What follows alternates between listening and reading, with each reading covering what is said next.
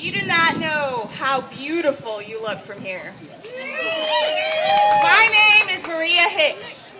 I'm a mother, I'm a wife, I'm a business professional, and a candidate for Justice of the Peace in District 7 in Washington County. Before I was all those things, I was a Black Latina woman. I'm here to talk to you today about the Equal Rights Amendment. In 1972, almost 125 years after the first Women's Rights Convention, and almost 50 years after Alice Paul and the National Women's Party authored the first version of the ERA, Representative Martha Griffith's bill was passed by the Senate. It read in part, "Equality of rights under the law shall not be denied or abridged by the United States or any state on account of sex." That's all the amendment says. What does that mean? It means that whether you're a boy or a girl, a man or a woman, you are equal under the law. How could that be a bad thing? Given the opportunity to complain, the amendment's detractors will list multiple reasons why the ERA is not good. They'll say the ERA means that public bathrooms will now be unisex. I don't know about you, but I have been in many unisex family bathrooms, and with 2 young kids, I'm immensely grateful for them. Will women ever have to relieve themselves at a urinal? Not likely. The cost of constant cleanup alone would be a deterrent. They'll say the ERA means that women will be in the front lines of war. This objection would be a surprise to the women currently serving in Afghanistan and those who served in Iraq. It's a denigration of the close to 200 women who lost their lives in those wars and the hundreds who have been injured. It also limits women's potential advancement to the highest ranks in the military. Women serve our country bravely and deserve to ascend to full equal citizenship under the law. The detractors of the ERA would say the ERA would legalize same-sex marriage. Sadly, this is not the case. The construct of the amendment is narrowly defined to gender equity. It does not address discrimination based on sexual orientation. Same-sex marriage isn't denied because of gender. It's denied because of a prejudice based on sexual orientation. And so, that will have to be a separate fight. They say the ERA is only important to women. Well, unless you're a man who was hatched from an egg, the ERA is important to you too.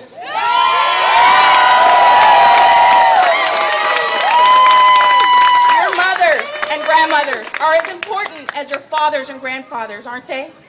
Sometimes even more. Most middle-class families would not remain in the middle class without the income contribution of the women.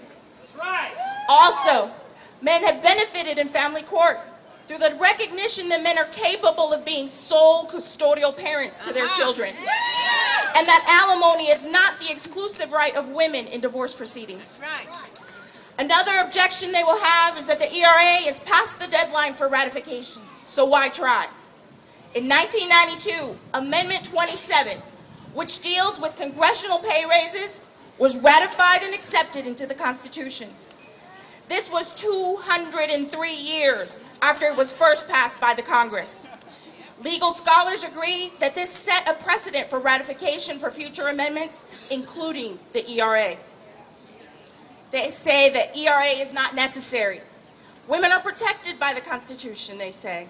Women don't need special rights. Well, someone should tell that to Justice Antonin Scalia. He recently said that the Constitution specifically excludes women and that women are not afforded equal protection under the law. This is a Supreme Court justice. How do you think he will vote on issues pertaining to women's rights and equality? Exactly. The ERA is necessary because women get paid 70 cents on the dollar compared to men. So if a man makes $55,000 a year, A woman in a similar situation makes $42,350. That's almost a $13,000 difference. What could you do with $13,000? The ERA is necessary because women pay more for health care just because they are women. Over 75% more in Arkansas. The ERA is necessary because a disproportionate number of female heads of households live under the poverty line. And while we would hope that everyone in society acted for the common good and recognized the equality of our respective humanity, the fact that we needed laws like the Emancipation Proclamation and the Civil Rights Act and court precedents like Brown versus Board of Education and Loving versus Virginia is a testament to how even that which should be evident sometimes needs to be spelled out.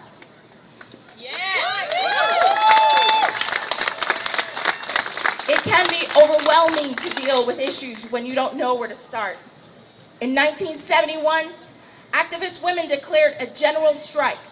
They marched on Washington, D.C. simply to get a meeting with senators and asked for the hearings that eventually led to the ERA's passage.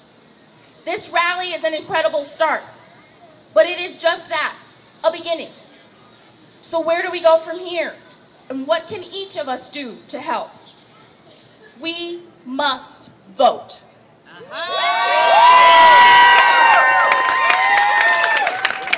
In the first Women's Rights Convention held in 1848, Frederick Douglass said, "The vote is the right by which all others can be secured." Voting is not just a right. It is a duty of citizenship and core to civic engagement. It is crucial to our continued success as a democracy and will work as an antidote to all the corporate money now sullying our process. Register to vote. Inform yourself about where candidates stand on the issues. Only give your precious vote to someone who will represent your best interest. Hold elected officials accountable when they get your vote. Women already make up more than half of the electorate in the nation. We turn out to vote at a higher rate than men. We must now exert our influence. Stop being so polite. Stop worrying about bothering them. Get in their face. Stay in there. We will not be ignored. Call, email, write. Let your legislators and elected officials know what you think. Remind them who they work for. Push them to do what must be done. Tell them to support the bills currently working their way through Congress to extend the deadline for ratification.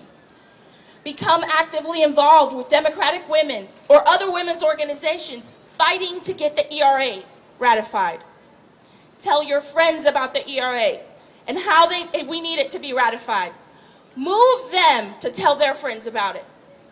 Tell them how it will make our country better by acknowledging all people as equal under the law. Tell them how in every country the U.S. has had a hand in creating a constitution, including Iraq and Afghanistan. There's a version of the ERA included from the beginning. Tell them how our daughters and sons will benefit from equal pay for equal work. It is often said that one woman can change everything. One woman can change anything, and many women can change everything. You can move mountains, if only by remaining engaged and involved, and working together to achieve our goal. As a country, we must recognize the equality of everyone's humanity and value our singular contributions. Only then can we live up to our values and achieve the more perfect union our forefathers envisioned. Ratify the ERA for all our sakes. Thank you.